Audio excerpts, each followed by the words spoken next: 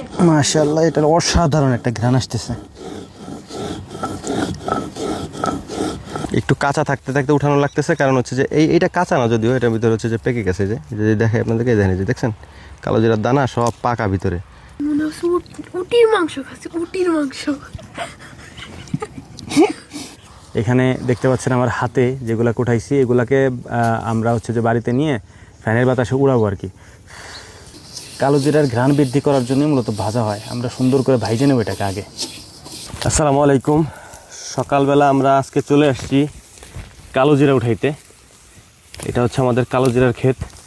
সকাল সকাল কালো জিরা উঠানোর পিছনে কয়েকটা কারণ আছে, যেটা হচ্ছে যে এই যে দেখেন একটা জিনিস, এই যে পাকা কালো জিরাগুলো আছে না, এই যে এইগুলা আরেকটু রোদ ওঠার সাথে সাথে এরকম ফুটে ফুটে পড়ে যাবে। এটা অলরেডি পড়ে গেছে আর কি।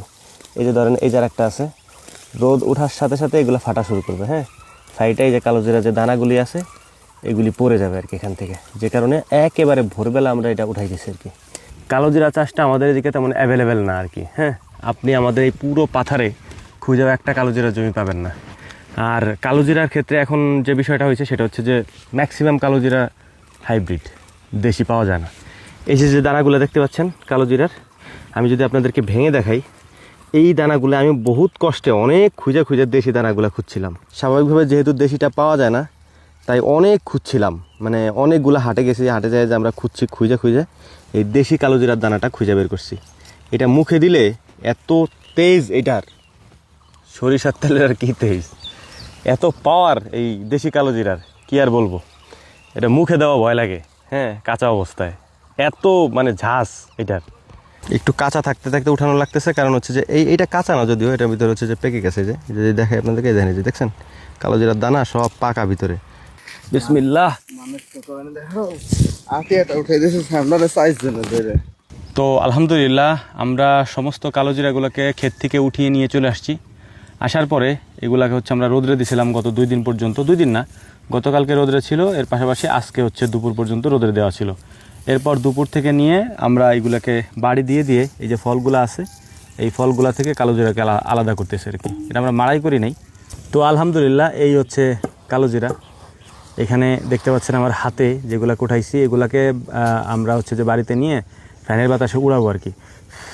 এরকম ফু দেওয়ার সাথে সাথে এর ভিতরে মাটি টাটি যদি থাকে কিছু, সব পরিষ্কার করে ফেলবো আর কি। পরিষ্কার করে ফেলে একদম ফ্রেশ কালো জিরা বানায় ফেলবো ইনশাআল্লাহ। এই কালো জিরাকে একেবারে ফুল ফ্রেশ করতে কত যে কাঠখোর আমাদেরকে পোড়াইতে হবে, এই জন্যই মূলত হচ্ছে কালো জিরাকে বুনতে চায় না, বুঝছেন। মানে এটা খুব কঠিন কাজ একবারে।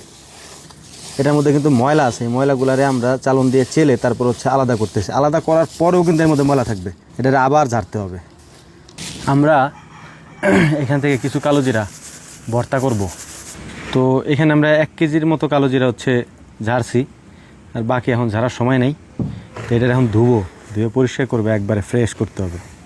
বিসমিল্লাহ।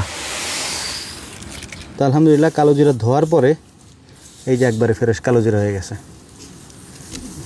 হ্যাঁ, একেবারে ফ্রেশ কালো জিরা। এটা ধুয়ে নিছে একবারে, কারণ না ধুইলে ময়লা থাকতে পারে আর কি।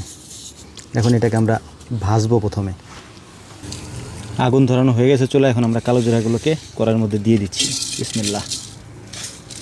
বেশ হয়ে যাবে, যদিও দরকার ছিল কালো জিরাকে সুন্দর করে ধুয়ে শুকিয়ে তারপর ভাইজে এরপর ভর্তা করা, কিন্তু আমাদের সময় নেই, আমরা এভাবে করতেছি। এটা কিন্তু ঝাড়ু না, আবার কেউ বলে না যাবে ঝাড়ু দিয়ে কালো জিরা নাড়তেছেন আর কি। না, এটা হচ্ছে শলা দিয়ে বানাইছি আমি মাত্রই, এটাকে নাড়ার জন্যে। কালো জিরার ঘ্রাণ বৃদ্ধি করার জন্যই মূলত ভাজা হয়। আমরা সুন্দর করে ভাইজে নেব এটাকে আগে। রসুনগুলোকে আমরা ছুলে নিচ্ছি। এই রসুনগুলো হচ্ছে আমাদের নিজেদের ক্ষেতের রসুন, সব কিছুই ক্ষেতের আলহামদুলিল্লাহ। রসুনের কোয়াগুলিকে এটার মধ্যে দিয়ে দেবো। বিসমিল্লাহ। এরপরে হচ্ছে এই যে মরিচ আছে গাছ সহ এখানে নিয়ে আসছি, এই মরিচগুলোকে দিয়ে দিচ্ছি এখান থেকে। বিসমিল্লাহ। আর কই, এই যে আর একটা 2টা মরিচ দিলেই হবে, আর লাগবে না। মরিচের বুটাটা ফালায় মরিচ দিতেও এটার মধ্যে দিয়ে দিলাম। এখন এটাকে আরেকটু ভাইজে নিই, হয়ে গেছে যদিও। বিসমিল্লাহির রহমানির রহিম। বাবারে কি গরম। এখন কালো জিরাকে আমরা এটার মধ্যে পাটার মধ্যে ঢেলে নিচ্ছি। মাশাআল্লাহ, এটা অসাধারণ একটা ঘ্রাণ আসতেছে।